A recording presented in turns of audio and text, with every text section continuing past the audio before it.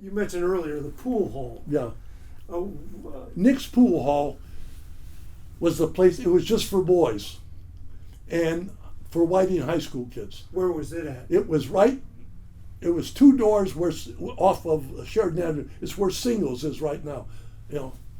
And he had plants in the window that hadn't been moved for 19 years, and he had a grill that he used to grill food that guys would buy at lunchtime. But he had two pool tables and two snooker tables, and he had a black and white TV in the back, and then he had a washroom where the cold water ran all the time. But the best thing about that washroom was when you went in there was an empty prophylactic machine from World War I. It said, "Help keep the doughboys healthy." And it was on the door. And I thought, I should have bought that time, you know, but I didn't. And anyway, after school, because American Bandstand came on at 3 o'clock, we'd run over there and watch a half hour of Bandstand, and he'd fry up a sandwich, or he could buy a Pepsi, and he charged a penny a minute to play snooker. Penny a minute, please. He'd write it on the board.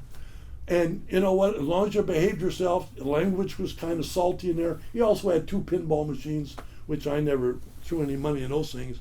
But it was a really cool place to be a kid. It was like a status, you know.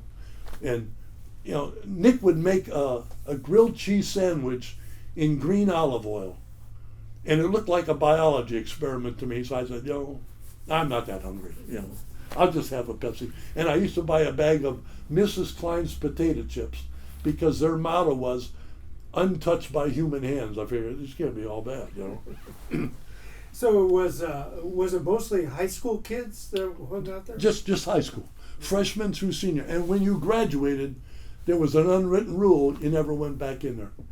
You knew when you graduated that was the end of it. You know, it's just like setting pins. You knew when you graduated, to go back there would have been not cool.